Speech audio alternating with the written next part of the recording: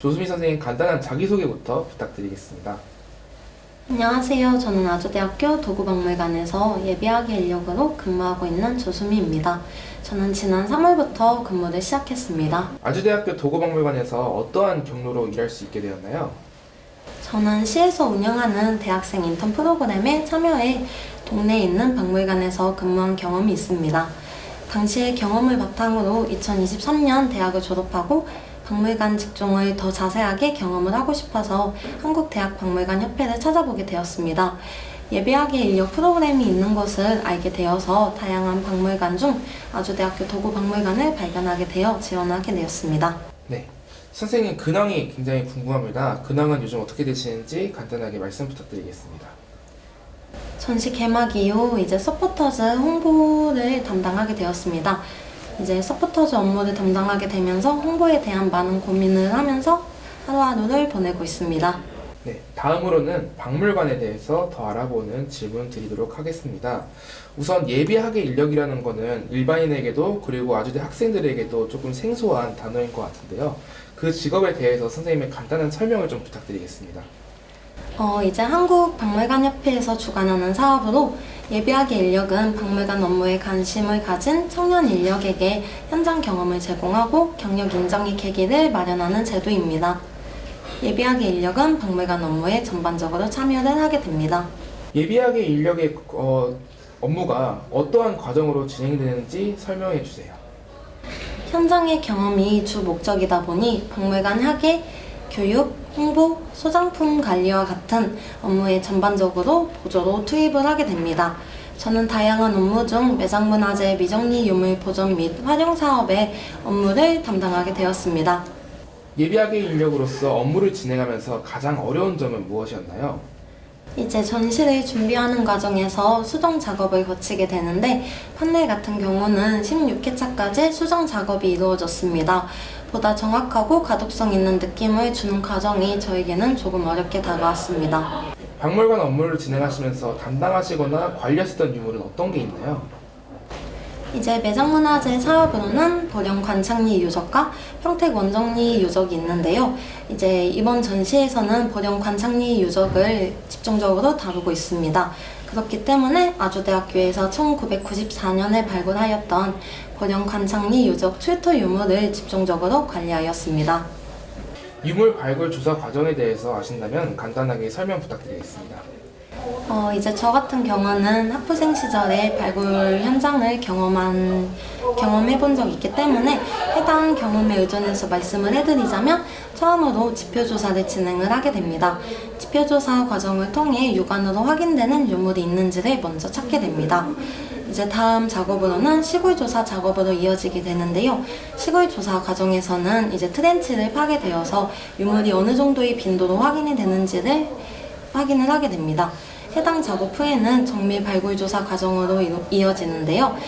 이제 해당 작업에서는 제토 및 유구 내부를 조사하게 됩니다. 이제 해당 작업을 마지막으로 작업을 마무리하게 되고 보고서를 발간하는 형식으로 현장은 마무리하게 됩니다. 현재 도구박물관에서 먼시 탄화문 토기 세상 밖으로라는 미정리 유물 관련 특별 전시를 진행하고 있는데요. 해당 전시를 준비하는 과정에서 선생님께서는 어떤 업무를 맡으셨나요? 전시 기획부터 진행까지 모든 업무에 투입되었습니다. 이제 전시를 기획하는 과정에서 스토리텔링을 구성을 하게 되었고요. 유물 배치와 전시 영상 준비, 판넬 내용 작성, 홍보물 제작 등 전반적인 업무를 담당하게 되었습니다. 해당 특별 전시에서 선생님께서 가장 신경 썼던 부분이 있다면 어떤 부분을 신경 쓰셨나요? 이제 두 가지를 말씀드릴 수 있는데요. 전시 판넬과 이동 동선에 대한 이야기입니다. 아무래도 전시 공간이 협소하다 보니 어떤 동선으로 구성을 해야 가장 좋은 효율이 나올지에 대해 많은 고민을 하게 되었습니다. 판넬 역시 앞에서 언급했듯이 많은 수정 과정을 거쳐서 완성했기 때문에 많은 고민을 했다고 할 수 있습니다. 선생님께서 준비하신 특별 전시를 통해 관람객에게 시사하고자 한 바가 있다면 어떤 것이 있을까요?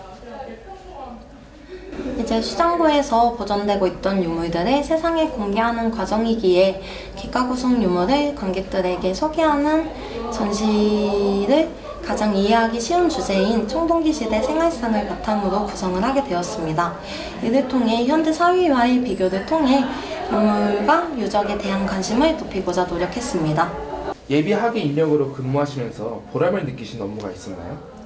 저는 아무래도 미정리 사업을 주로 담당했기 때문에 원시 탄화문톡이 세상 밖으로 전시가 개막했을 때 가장 큰 보람을 느낄 수 있었습니다. 예비 학예 인력으로 근무하시는 동안에 가장 인상 깊었던 또는 가장 기억에 남는 일이 있다면 어떤 게 있었나요? 저 같은 경우는 이제 미정리 워크숍을 부산에서 참석을 하게 된 경험이 있는데요. 해당 워크숍을 통해서 다양한 박물관에서 오신 전문가들과 다양한 이야기를 나눌 수 있었습니다. 이제 부산을 여행으로만 갔다가 처음으로 업무적인 이유로 방문을 하게 되었기도 하고 이제 색다르게 다가왔기 때문에 가장 좋았던 추억으로 기억에 남습니다.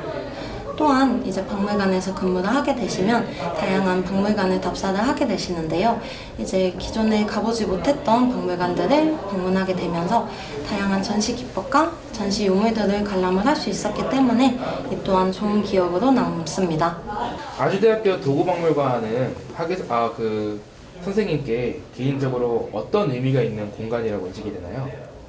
저에게 있어 이제 대학을 졸업하고 처음으로 갖게 된 직장이기도 하고 박물관 업무를 전반적으로 경험할 수 있었던 좋은 기억이기 때문에 좋았던 추억이라고 말씀드릴 수 있을 것 같습니다. 마지막 질문 드리고 인터뷰 마치도록 하겠습니다. 선생님처럼 박물관 관련 진로를 희망하는 분들께 해주고 싶은 말이 있으시다면 한마디 부탁드리겠습니다. 이제 박물관 업무라는 것은 학부생이 경험할 수 있는 업무보다 조금 더 전문적인 일을 다루게 됩니다. 해당 경험을 통해 경력을 인정받을 수도 있고 박물관 업무에 참여할 수 있는 좋은 기회이다 보니 박물관 실무에 관심이 있으신 분들은 예비학예 인력 프로그램에 지원하시는 걸 추천드립니다.